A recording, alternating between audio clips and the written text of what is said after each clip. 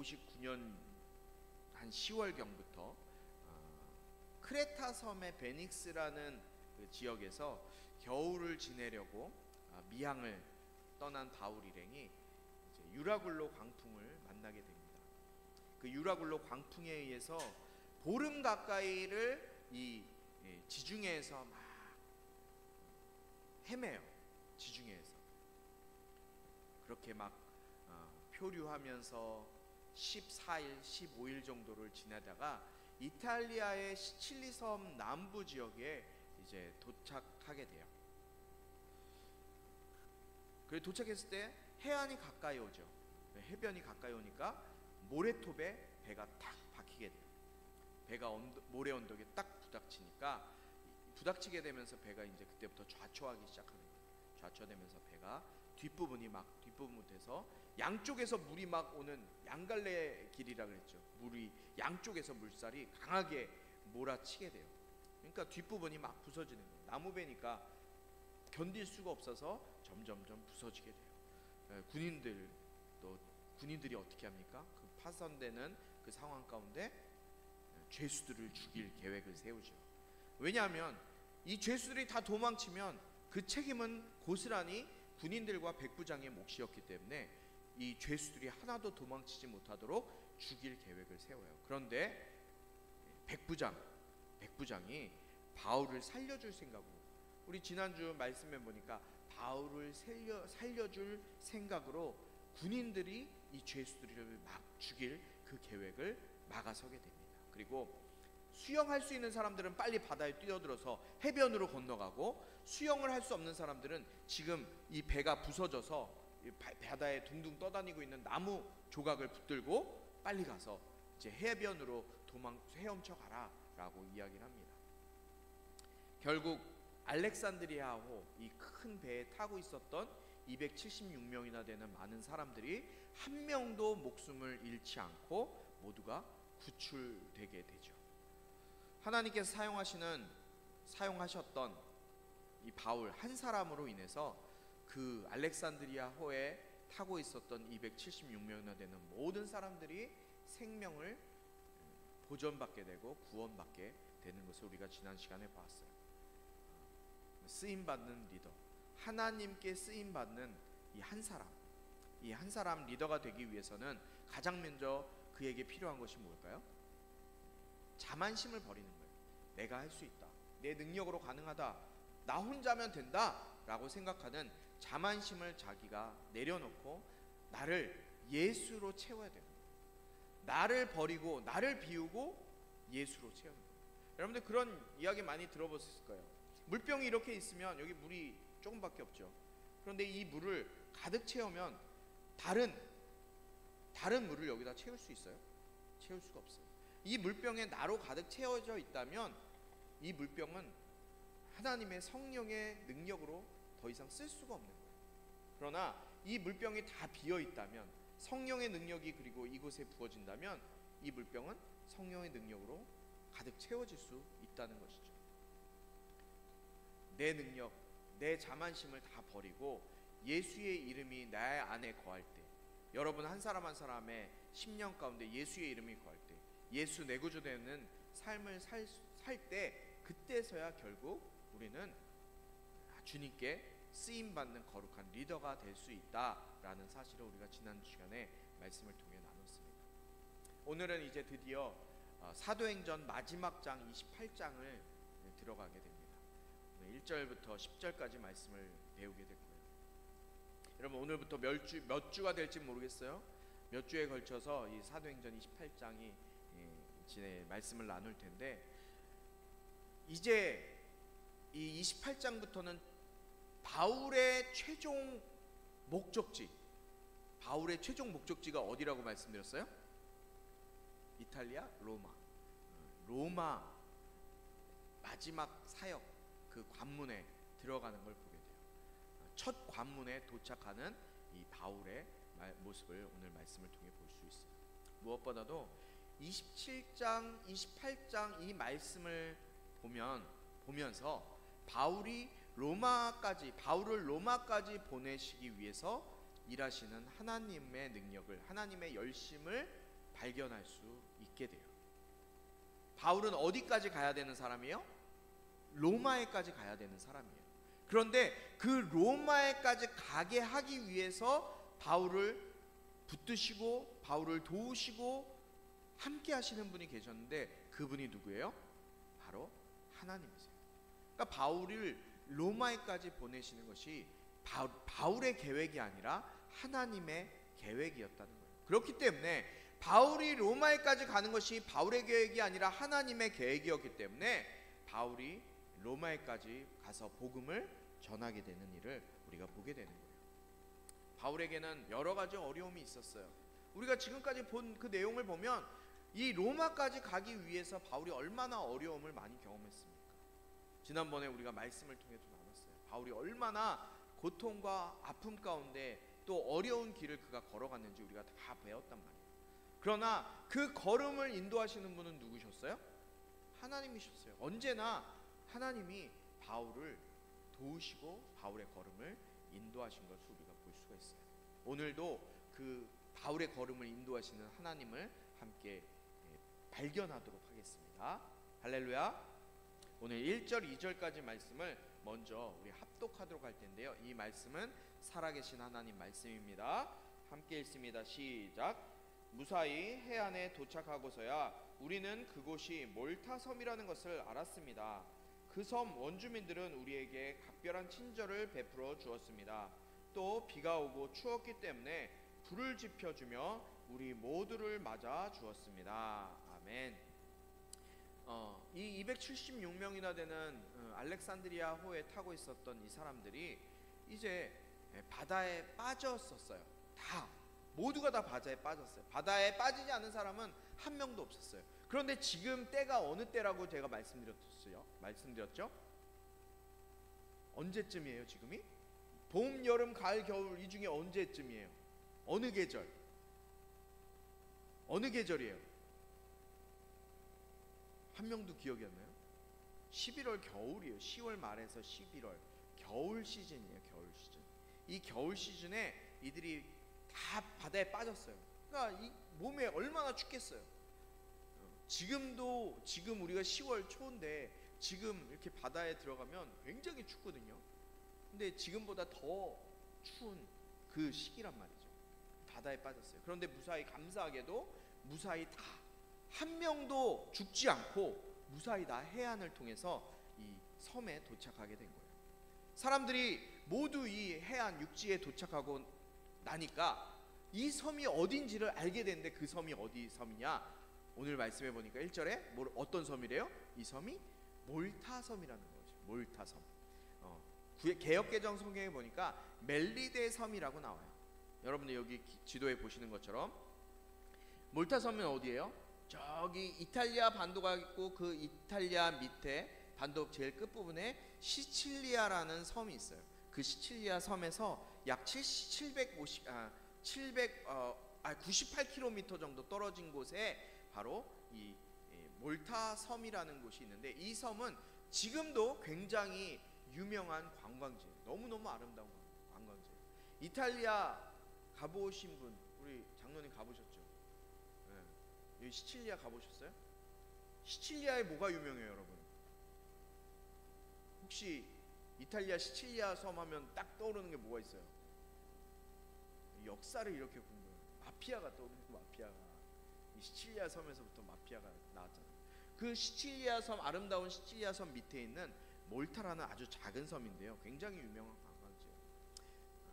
크레타 섬에 있는 미항을 떠나서 약 750km 정도를 항해해서 이들은 한 명도 죽지 않고 276명이나 되는 사람이 몰타 섬에 도착하게 된 거예요. 말씀드렸다시피 지금 시기가 언제라고요? 11월 중순이에요. 11월 겨울 시즌이에요. 그런데 이곳에 도착했는데 이 276명이나 되는 사람들이 만난 사람들인데 누구예요? 2절의 말씀해 보니까 원주민들을 만나게 돼요. 동민아 뒤로 나가서 예배 드리세요. 너무 졸는 것 같아서. 276명이나 되는 사람들이 원주민을 만나게 돼요. 그런데 이 원주민이라고 번역되어져 있는 이 헬라어 원어를 보면요, 우리가 야만인이라는 영어를 쓸 때 바바리안이라는 단어를 쓰거든요. 그 바바리안의 원어예요, 원어.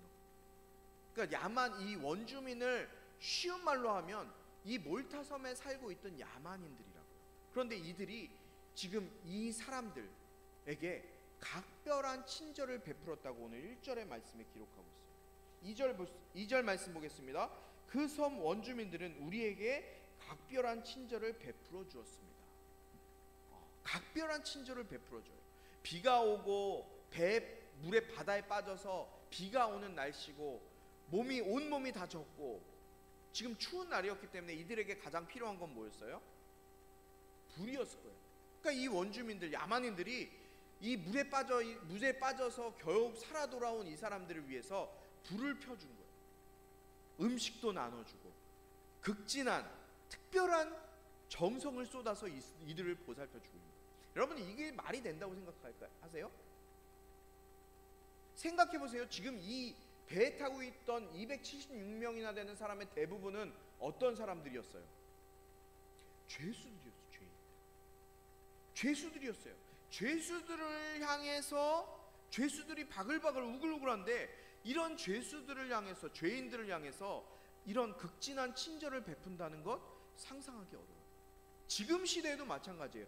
옛날 이때뿐만 아니라 지금 우리가 살아가는 지금 시대도 생각해 보세요. 지금 우리가 사는 이곳에 만약에 여기 대전교도소가 있잖아요. 여기 진자매. 이 대전교도소가 뭐 잘못돼갖고 사람들이 막 탈출했어, 탈옥을 했어. 그래 막 추운 날씨에 겨울에 여기 와서 막 우리 교회 와서 276명이 되는 사람들이 우리 교회에서 덜덜덜 떨고 있어. 그럼 여러분들 어떡할 거예요? 경찰서에 바로 신고하지 않겠어요? 그렇잖아요. 근데 이 사람들이 신고도 하지 않고 이 사람들은 막 불을 떼주고 음식을 주고 옷도 입혀주고 하면서 극진하게 대접한다는 거예요. 이게 말이 안 되는 일이라고요. 지금도 그렇게 이 사람들을 만났을 때 이렇게 각별하게 보살펴줄 사람은 아무도 없을 거예요. 지금 요새 난민들에 대한 문제들도 많이 있어요. 시리아 난민, 여러분들이 알고 있는 난민들은 어떤 난민들이 있어요? 시리아 난민이 대표적이죠. 시리아 난민은 들어보셨죠? 남수단에 사는 사람들도 난민이에요.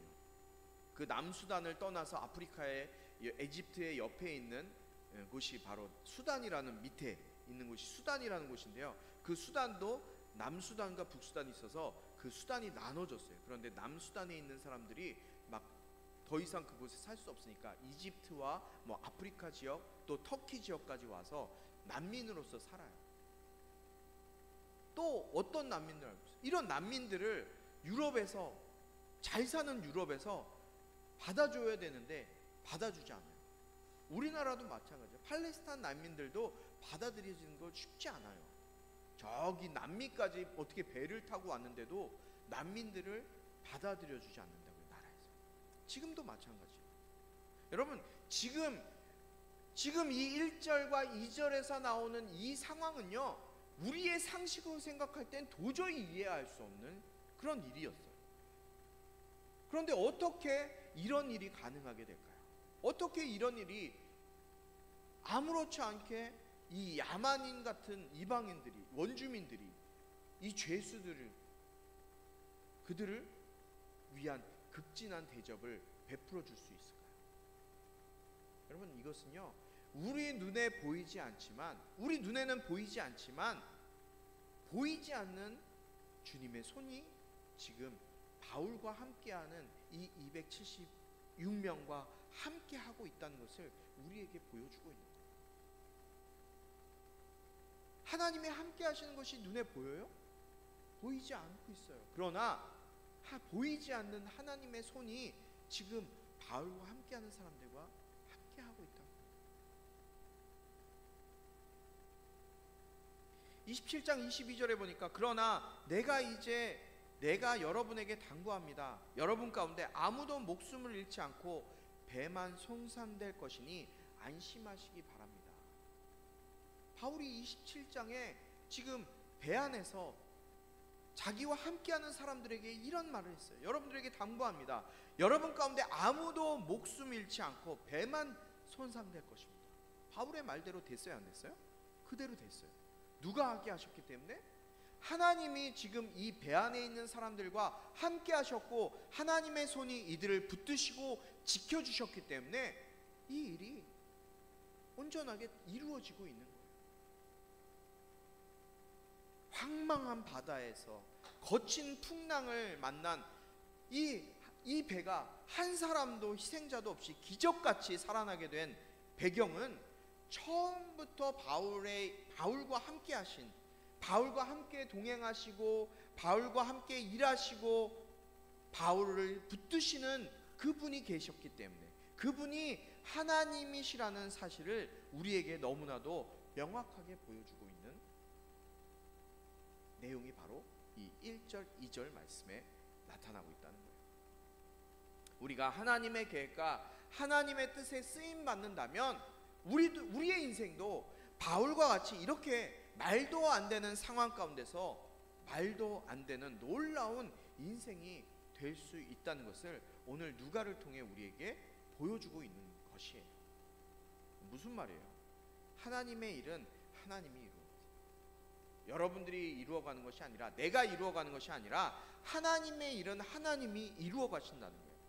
그런데 그 일을, 하나님의 일을 나에게 맡겨주셔서 그 일을 내가 하게 하신다면 그 일 또한 주님이 이끌어 가신다는 거예요. 어떻게 보면 어린 여러분들에게는 어려운 말일 수 있어요. 여러분들의 인생이 여러분들의 뜻대로 되어지는 것 같지만 여러분들의 뜻대로 되어지는 것이 아니라는 거예요. 왜냐하면 하나님이 여러분들에게 여러분들의 인생을 살 수 있게끔, 예수 이름으로 살 수 있게끔 맡겨주셨기 때문에 그 여러분들의 인생길을 하나님이 이끌어 가신다는 것이에요. 그 주님의 일을 감당하며 가는 길이 늘 순풍을 받아서 잘 된 때도, 잘 되는 것 같지만 잘 되지 않을 때도 있어요. 하나님의 일이 왜 하나님의 일인데 왜 잘 안 돼요? 다 잘 돼야 되는 거 아니에요? 그러나 잘 되지 않을 때도 있어요. 바울의 삶을 보세요. 바울의 인생을 보세요. 바울의 지금 이 로마까지 가는 여정의 항해를 보세요. 다 잘 됐어요? 아니요, 잘 되지 않아요. 어려움을 경험하고 시련을 당하고 말도 안 되는 일을 경험할 때도 있다고요. 바울이 이런 여러 어려움을 경험하고 문제에 봉착할 때도 많았지만 그럴 때마다, 어려움이 있을 때마다 주님은 주님의 뜻을 이루기 위해 늘 일하셨다는 거예요. 하나님이 일하셨다는 거예요. 바울이 노력했던 것이 아니라 하나님이 일하셨어요. 그 일을 감당하고 있는 바울에게 하나님은 위로의 말을 해주셨고요, 은혜의, 능력의 상황들도 경험할 수 있도록 또 도움의 손길도 보내주셨어요. 그리고 보여주셨고 능히 주님의 일을 주님이 이루게 하셨어요. 여러분들이 지금 맡고 있는 그 일들, 교회 안에서 여러분들이 하고 있는 이 일들이 작은 일이 아니에요. 하나님의 일이에요. 현정이가 기타를 치는 거 물론 잘 못 칠 수도 있어요. 코드가 어렵고 어려울 수 있어요. 그러나 하나님께서 저는 현정이에게 맡겨주셨다고 믿어요. 그렇기 때문에 그 일을 감당하는 현정이가 할 수 있도록 하나님이 붙드시는 거예요. 준묵이도 마찬가지고 동민이도 마찬가지고 오늘 병원에 있는 윤석이에게도 또 연서에게도 또 여러분 한 사람 한 사람 각자에게도 하나님이 교회의 작은 일을 맡기셨을 때, 심지어는 주일날 11시 예배 때 기도의 대표 기도하는 그것을 맡기셨을 때도 그것은 여러분의 일이 아니라 하나님의 일이었어요. 그렇기 때문에 그 일을 하도록 하나님이 허락하시고 하나님이 이루어 가신다는 것을 여러분들 기억하시기 바랍니다. 내가 계획하고 내가 무언가를 하기 위해, 내가 계획한 무언가를 이루기 위해 고집스럽게 그것을 밀고 나가는 것이 아니라 주님의 사역에 나를 드리고 내가 그 주님의 사역에 참여하기 위해 나의 젊음과 나의 시간과 나의 물질을 들여서 하나님 앞에 쓰임받기 위해 달려나갈 때 그 인생 가운데, 그의 삶 가운데 주님이 일하시는 놀라운 축복을 경험하게 된다는 거예요. 그 길은 목회될 길이 아니어도 돼요. 목회자만, 목사님이나 전도사님, 사역자만 그것을 감당하는 것이 아니에요. 누구나 주님의 사역에 헌신하고 쓰임받기로 헌신하고 나아간다면 그런 사람에게 주님은 그 인생을 주님께서 이끄시고 인도하시는 거예요. 적어도 여러분들이 의지하고 믿고 예배하는 분이 전능하신 하나님이시라면 그 전능하신 하나님이 여러분들의 그 인생을 이끌어 가시는 인생이 된다는 거예요. 그 인생이니까 얼마나 복되고 축복받은 인생이겠어요. 대충대충 사라지는 인생이 아니라는 거예요. 왜요? 왜 그래요? 그것은 내 계획이 아니라 하나님의 계획이고, 하나님의 계획과 하나님의 뜻은 어떤 이유에서든 결코 변경되거나 망가지거나 포기되어지지 않기 때문에 그런 거예요. 하나님이 하시기 때문에 그런 거예요. 바라기는 우리 꿈꾸는 교회, 우리 어린 친구들이든 성도들이든 모든 이 시간에 예배하는 모든 성도가 이와 같은 복을, 이와 같은 은혜를 넘치도록 누릴 수 있는 인생이 되길 주님의 이름으로 축복해요. 내가 욕심부려서 내가 해야지 끌고 가는 인생이 아니라 하나님이 붙으셔서 하나님의 계획에 따라 여러분들이 쓰임받는 그런 복된 인생이 되길 주님의 이름으로 축복합니다. 우리 3절부터 5절까지 말씀 함께 교독하도록 하겠습니다. 제가 먼저 읽습니다. 바울이 마른 나뭇가지 한 묶음을 모아다가 불 속에 넣었더니 뜨거운 열기 때문에 독사가 기어나와 바울의 손에 달라붙었습니다.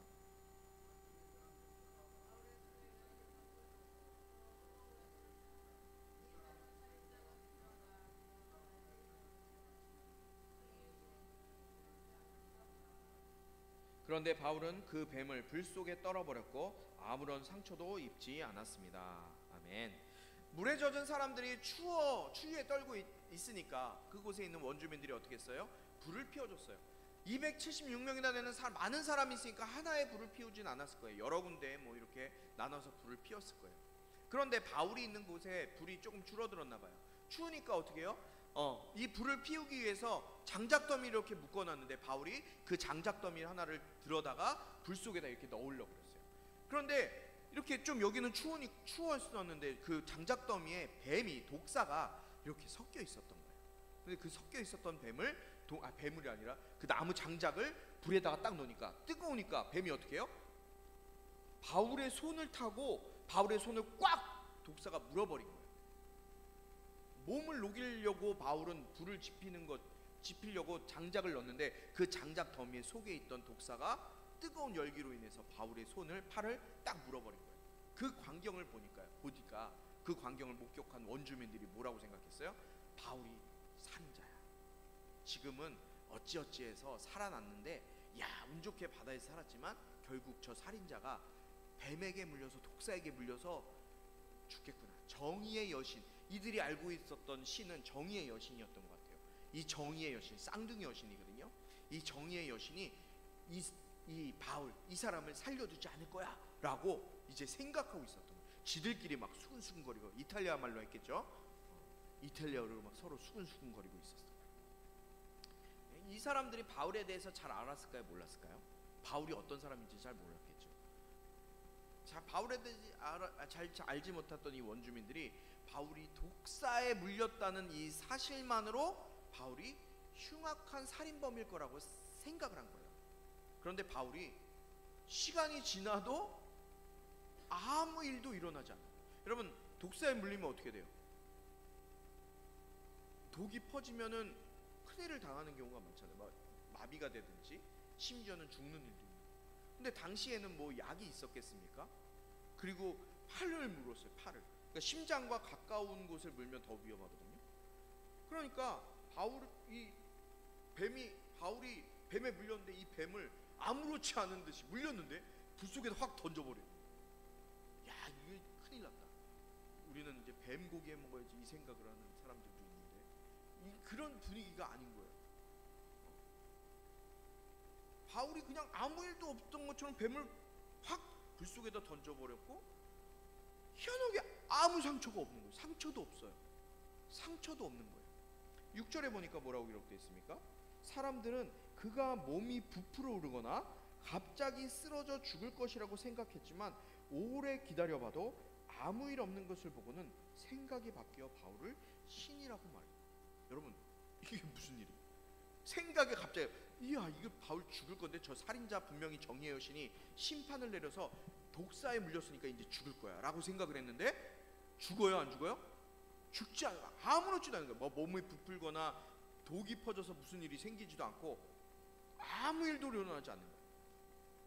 그런데 여러분, 이 독사에 이 물린 일로 인해서 바울과 함께 배에 탔던 그 사람들은 어떤 생각이 들었을 것 같아요? 한번 생각해 보세요. 상상해 보세요. 바울과 함께 같은 배를 타고 있었던 사람들이에요, 여러분들이. 그럼 바울에 대한 신뢰가 지금 있어요, 없어요? 지금 여러분들, 바울과 같이 배를 탔던 여러분들은 바울에 대한 믿음이 있어요, 없어요? 있어요. 지금 바울이 한 이야기, 지금까지 살아계신 하나님이 진짜 계시구나, 살려주셨구나, 바울이 한 얘기가 다 맞았구나 라는 것이 지금 다 제대로 되고 있다고요.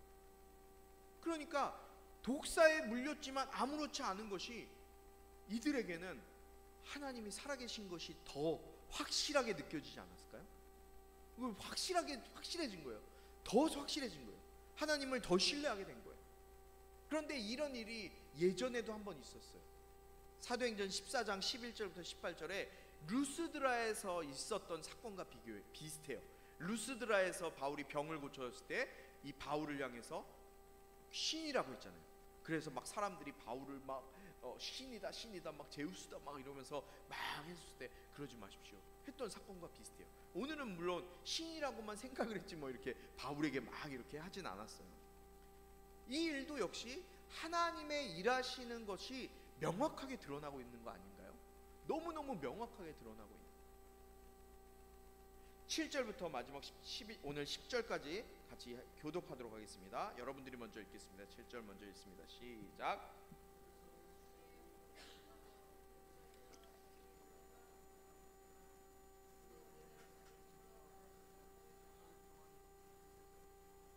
그의 아버지는 열병과 이질에 걸려 병상에 누워 있었습니다. 바울은 그를 방문해 기도하고 그 사람의 몸에 손을 얹어 고쳐주었습니다. 함께 읽습니다. 그들은 여러모로 우리를 잘 대접해 주었고 우리가 그 섬을 떠날 때는 우리에게 필요한 물건까지 공급해 주었습니다. 아멘. 이런 일이 있고 나서 그 섬의 추장이었던 보블리오가 바울 일행을 자기의 집으로 초대를 해요. 그래서 아주 극진한 대접을 해요. 이 보블리오는 이 섬에서 제일 부자였고 제일 권력이 높은 사람이었어요. 마치 대통령과 같은 사람이었어요. 그러니까 3일 동안 얼마나 극진히 대접했는지 너무 배부르게 이들이 다 밥을 먹어요. 그런데 하나님께서는 이 보블리오를 그냥 만나게 하신 것도 아니에요. 여러분, 오늘 말씀해 보니까 이 보블리오의 아버지가 있었는데 이 권력과 부유함의 상징이었던 이 보블리오가 만난 이 아버지, 그 보블리오의 아버지가 병이 있었어요. 어떤 병이 있었대요? 오늘 말씀해 보니까 8절에 열병과 이질에 걸려 있었어요. 열병과 이질에 걸려 있었어요. 그리고 침상에 누워 있었어요. 여러분, 지금 이 사도행전을 누가 기록했어요? 누가 기록했어요? 누가가 기록했죠. 누가는 직업이 뭐예요? 의사예요. 의사인 누가가 정확하게 이 보블리오 아버지의 병명을 정확하게 진단해요. 뭐예요? 열병과 이질이라는 병명을 정확하게 진단을 해요. 그런데요, 그 뒷부분을 보니까 의사 누가가 이 아버지를 치료한 게 아니라요, 바울이 하나님 앞에 기도해서 치료하고 있어요. 8절 보세요. 바울은 그를 방문해 기도하고 그 사람의 몸에 손을 얹어 고쳐 주었습니다. 할렐루야. 할렐루야. 의사가 우리의 질병을 진단하지만 그 병을 온전하게 완전하게 치료하시는 분은 누구예요? 하나님이세요. 하나님이세요. 우리 가운데도 육신의 연약함으로 고난 가운데 있는 사람들이 많이 있어요. 이 자리에도 있고 오늘 나오지 못한 분들 가운데도 있을 거예요. 그러나 여러분이 가지고 있는 그 질병을 치료하시는 분은 누구예요? 하나님이세요. 그래서 우리가 기도해야 되는 거예요. 지금 이 아버지의, 보블리오의 아버지가 바울이 기도하고 안수하고 손대서 기도하고 치료되는 것을 경험하니까 그 섬에 소문이 나기 시작해요.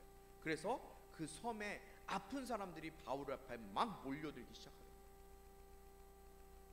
어떻게 됐을까요?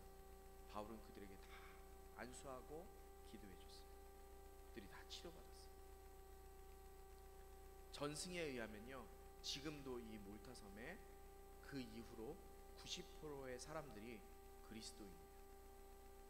지금도 이 보블리오와 함께했던 이 땅이 이 사건을 통해서, 표적과 이적과 기사를 통해서 수많은 사람들이 예수님을 알고 예수의 이름으로 병이 치료되는 것이 경험되어졌기 때문에.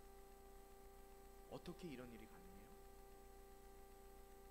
이사야서 53장 5절의 말씀에 보니까 그가 찔림은 우리의 허물 때문이요 그가 상함은 우리의 죄악 때문이라. 그가 징계를 받음으로 우리는 평화를 누리고 그가 채찍에 맞음으로 우리가 나음을 받았도다. 예수님이 십자가에서 지시기 위해서 채찍 맞으심을 통해서 우리의 병이 다 나음을 누려요. 예수님께서 이미 십자가에서 지신 그 채찍 때문에 우리의 모든 질병이 깨끗하게 된 거예요. 그 믿음, 예수님이 하셨습니다. 예수님이 치료하셨습니다. 나를 예수님이 치료하실 것입니다. 치료하셨습니다 라고 기도하고 믿음으로 안수할 때 우리의 연약한 병이 떠나가고 치료되는 줄 믿습니다. 내가 하는 것이 아니라요, 주님이 하시는 것이기 때문에, 그 일 역시도 하나님의 일이기 때문에 가능한 거예요. 마가복음 16장 17, 18절 우리 너무나 잘 아는 말씀이죠. 믿는 사람들에게 이런 표적이 따를 것이다. 그들은 내 이름으로 귀신을 내쫓고 새 방언을 말하며 손으로 뱀을 집어들고 독을 마셔도 아무런 해를 받지 않으며 아픈 사람들에게 손을 얹으면 병이 나을 것이다. 할렐루야. 아픈 사람들에게 손을 얹으면 어떻게 된다고요? 병이 낫는다고. 믿는 사람들에게 나타나는 표적을 예수님이 지금 마가복음 16장 하늘로 승천하시기 전에 그 많은 제자들과 많은 사람들 앞에서 지금 말씀하고 계신 거예요. 올라가시기 전에, 승천하시기 전에 예수님의 말씀을 전해주고 계세요. 여러분, 저는 예화를 잘 하지 않아요. 그렇죠? 설교에 예화가 없어요. 그런데 오늘 예화를 하나 여러분들에게 들려드리고 싶어요. 1940년 미국 테네시주의 클라크스빌에 있는 세인트 베들레헴이라는 아주 못사는 슬럼가에 22 형제 중에 20번째로 태어난 흑인 여자 아이가 있었는데요. 그 아이의 이름이 뭐냐면 월마 루돌프라는 소녀였어요. 월마 루돌프. 이 소녀는 1960년에 로마 올림픽이 있었는데요. 이 로마 올림픽에 육상에서 3관왕을 해요. 100m, 200m, 400m에서 금메달을 따요. 그런데 이 여인이, 이 여자아이가 3관왕을 한 게 전 세계에 충격을 주었어요. 왜냐하면 이 월마는 태어날 때부터 소아마비였어요. 소아마비가 뭔지 알아요? 어렸을 때 이 소아마비를 알면요, 다리 길이가 달라요. 그래서 길 다니다가 이렇게 다리를 절거나 몸 멀쩡한데, 겉에 보이는 건 멀쩡한데 이렇게 다리를 저는 분을 본 사람들이 있을 거예요. 예전에, 아주 지금은 많지 않지만 예전에는 소아마비가 아주 많이 있었어요. 이 월마도 소아마비로 다리를 절었던 소녀였어요. 그런데 4살 때 이 소아마비에 걸려서 걸을 수도 없었대요. 그런데 이 집이 자녀가 몇 명이라고요? 22명이었어요. 그런데 너무 가난하니까 이 부모가 딸을 위해서 병원이나 해줄 수 있는 게 아무것도 없는 거예요. 그냥 이 부모는, 근데 이 부모에겐 믿음이 있었어요. 신앙이 있었어요. 하나님을 믿는 믿음의 가정이었어요. 그래서 매일매일 기도한 거예요. 매일 딸을 위해서 기도해 줬어요. 나는 어떻게 되든 좋으니까 주님, 딸을 낳게 해주세요. 이 소아마비로 어떻게 살아갑니까? 매일매일 간절하게 기도했대요.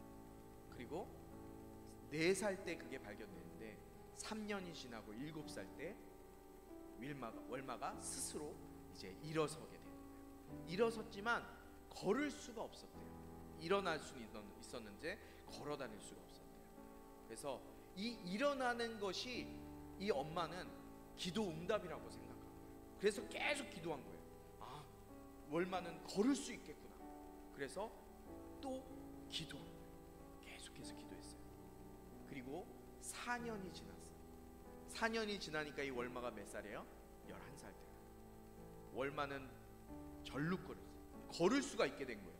절룩거렸지만 걸어서 등교를 했어요. 그런데 아직 뛸 수는 없었어요. 근데 뛰기 위해서 노력은 했겠죠. 고등학생이 되었을 때 계속해서 엄마는 하나님이 응답해 주셨구나. 이것도 응답이구나. 그러면서 계속 기도했대요. 날 수 있어. 달릴 수 있어. 뛸 수 있어. 그렇게 해서 월마가 고등학교가 되었을 때 이 전교에서 가장 빠른 육상 선수가 되었고 또 미국의 국가대표 선수로 선발되게 됐어요. 그리고 월마가 올림픽 결승전 출발선에 섰을 때 딱 달리기 출발하려고 준비하고 있는데 귀에 엄마의 기도 소리가 들려요. 월마, 한 번 더 뛰어봐. 넌 할 수 있어. 엄마가 기도하고 있어. 너는 기도의 응답이야. 그 응답이 올림픽 금메달 3관왕을 이루게 됐어요. 무엇 때문에요? 엄마의 기도 때문에. 무슨 기도예요? 믿음의 기도 때문에.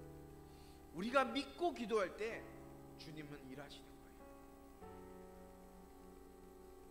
우리가 손 쓸 수 없는 상황 가운데 있을 때도 우리가 주님의 편에 있고 주님의 일에 내가 쓰임받고 있다면 주님이 일하시는 거예요. 주님이 역사하시는 거예요.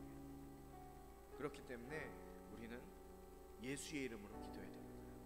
왜냐하면 예수의 이름이 모든 것을 이루어냈기 때문에, 이루셨기 때문에 내 욕심, 내 필요, 내 계획을 위해 주님 이거 해주세요. 나 이거 필요해요. 나 지금 이거 주세요. 나 이런 성적 얻기 원해요. 나 좋은 성적 얻어야 돼요. 좋은 대학 가고 싶어요. 내 필요를 위해서 구하는 때 주님은 그 필요, 여러분들의 그 필요 구하는 것 하나님은 아무 관계없어요. 아무 필요도 없어요. 하나님. 그렇게 기도하는 것이 아니라 주님의 뜻이 나를 통해 이루어지기 원해요. 주님의 뜻이 나를 통해 이루어지기 원해요. 그래서 내가 주님께 쓰임받기 원해요. 주님, 그래서 내가 좋은 성적 얻었으면 좋겠어요. 왜냐하면 내가 주님의 사역에, 주님의 계획에 쓰임받고 싶으니까요. 그렇게 기도할 때 주님은 여러분들의 기도에 응답해 주시고, 왜냐하면 그것은 주님의 계획이기 때문에. 여러분, 내가 노력하고 내가 살아가는 것이 아니라, 내 힘으로 하는 것이 아니라 주님의 일에, 주님의 계획에 나의 뜻을 마칠 때 주님이 일하시고 주님이 역사하시는 것을 경험하게 되게 될 거예요. 오늘 우리 예수 그리스도의 은혜와 하나님 아버지의 극진하신 사랑과 성령의 감화, 감동, 치유, 회복 세워주심의 은혜가 이 시간 하나님의 그 높은 사역에 쓰임받기로, 들어가기로 다짐하고 자기의 삶을 희생하고 낮추고 주님의 계획에 마치기로 다짐하는, 작정하는 모든 10년들 가운데 지금부터 영원토록 함께하기를 축원하옵나이다. 아멘.